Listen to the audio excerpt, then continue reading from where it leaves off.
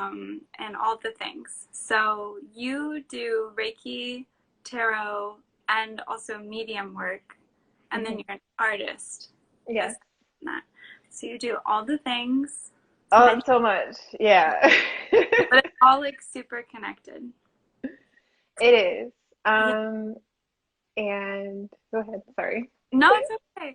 I was going to ask you, like, how did you originally get into your more like spiritual work, like Reiki medium work? Sure. I get that question a lot.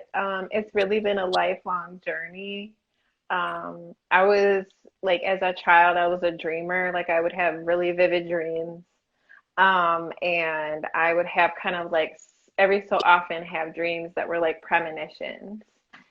And I grew up with two cousins, and we were like really good friends growing up, and we had that space together where we could share our dreams and stuff like that. And so Oh my, that was very, I know, right? that's so That, special. yeah, that was like, so it was a safe space for me to be able to share that, because like in my immediate family, like my mom, my dad, like it was kind of like, oh, okay, honey, that's cool. You know what I mean? Like they were too busy to really like pay attention. Yeah, And or it's like, they see you as a little kid and they don't really put too much, you know, faith into it or whatever. But so I had always been very curious. I was always like a really spiritual kid. Like I grew up not super religious, but like my family is Christian, so that's how I was raised, and I was very interested in it from a small, like as a small child. But then as I grew up, I kind of like questioned that more, you know what I mean? And just kind of like was always very thirsty to learn about anything. And that's kind of why I do a lot of different things too, because I just like love to learn and love yeah, to learn new things. yeah. So, and then like when I turned like 2021, I started having like a chronic health issue, Oh wow. and that kind of took me into the area of healing and Yeah. self-healing. And so like I started off with, because like when I went to the doctor and got my diagnosis, they were basically like, you can take this medication or you can take this medication. Right. That's all we got for you. Yeah. Yeah. So I was like, well, like, let me see what I can do for myself. And so I started exploring herbalism. And then that took me in the direction of like seeking like a naturopathic doctor. Yeah. And um, he, I was going to see this naturopathic doctor in Tacoma Park, Maryland. That's where I was living at the time. Mhm. And he introduced me to energy healing through a woman named Carolyn Mace. Yeah. She's kind of like one of the old heads of energy healing, and she Okay. wrote a ton of books. One of them is called Sacred Contracts, about how, in our past lives we have karma. In this life, a lot of times it manifests as health issues or family issues. And these are our sacred contracts. Like we made an agreement with our higher self and with other karmic soulmates and partners to go through these experiences in this lifetime, and kind of looking at it from a bigger picture perspective. So I Mhm. started looking at things like that, looking into the emotional impact on our body, like carrying emotional trauma, Yeah. carrying, that cellular memory. Um, and in terms of like genetics and epigenetics, it's very much proven in science how like our environment impacts our genes and impacts our genetic expression. We can be Yeah. predisposed to a certain disease and never develop that disease, or we can develop that disease because we grow up in a stressful environment. Yeah. So just looking into all of those things and being very dedicated to trying to heal myself. And then I moved to the Virgin Islands, to St. Thomas, and I lived down there for a little while. And I met a woman who was a reader, And she and I formed a bond and an instant connection, and we're still friends to this day. But she was really like a mentor to me, and she's a medium, and she's a reader, and so she did a reading for me, and she was like, you know what, like you're really meant to like heal other people, like you're what is called a wounded healer, like you have gone through these experiences in order for you to be very intimately um, associated with like pain and the process of healing, and in order for you to be able to heal others. So that's when I got into Reiki, and her abilities kind of rubbed off on me. Like she started making me more aware of like working with my ancestors. My grandmother passed away at the time, and she helped me process that. And then she also like just showed me how to interpret certain things, and how to speak to people who have crossed over, and allow, and not to be afraid of that, and to like allow that relationship to grow. Yeah. And so basically, ever since I moved back to Cleveland, I when I moved back to Cleveland, I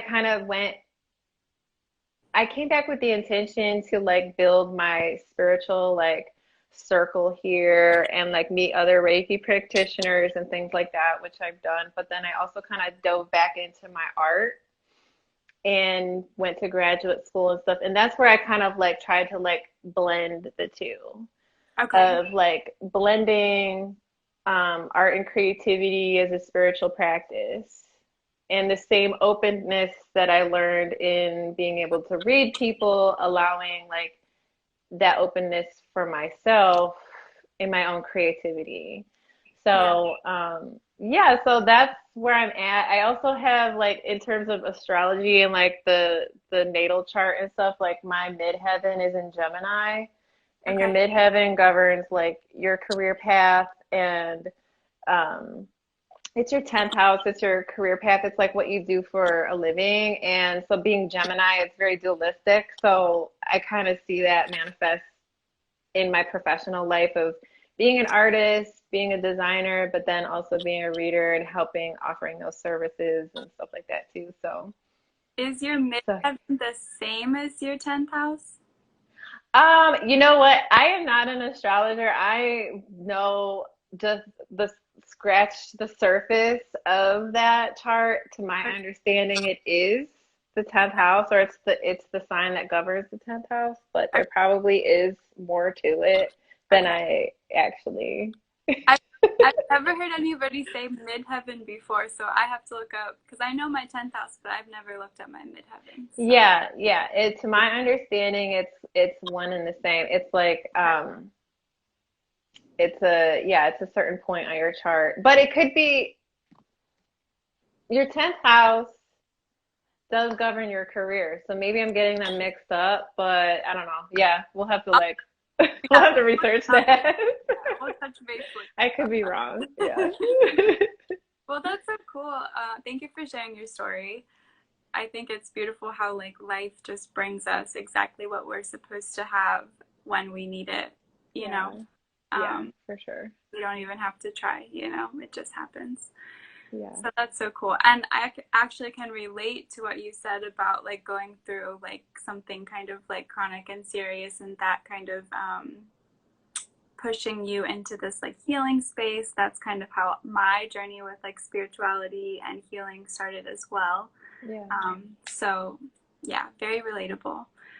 Um, but I would love to talk about, you said that you would maybe have some ideas of how people can incorporate spirituality into their like day-to-day life, um, you know, easily, I guess. Like, you Hmm. know, we're all really busy and we have like a million things going on, and not everybody has time to like spend this big chunk of time, you know, doing all of these things.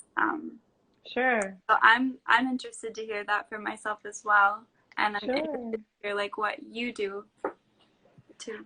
I like to keep things simple just because I am very busy, and So what I realized for myself is my number one rule is to trust myself, because I realized coming into this life as a spiritual being, coming into this human life, there is a lot of people and systems and leaders and, corporations and everything like that that want us to believe that we are less than, that we need them, we need their products, we need their guidance, we need their leadership.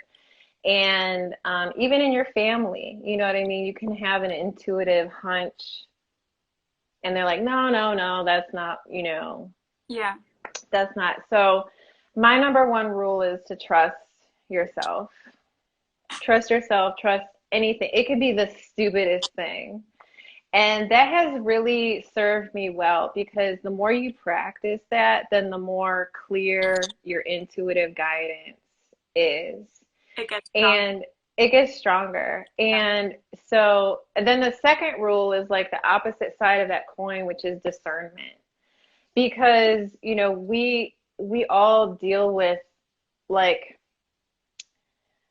that voice in our head that's telling us like we're not enough. Again, it's that programming, Yeah. or self-doubt, or you know what I mean? So I go through self-doubt all the time.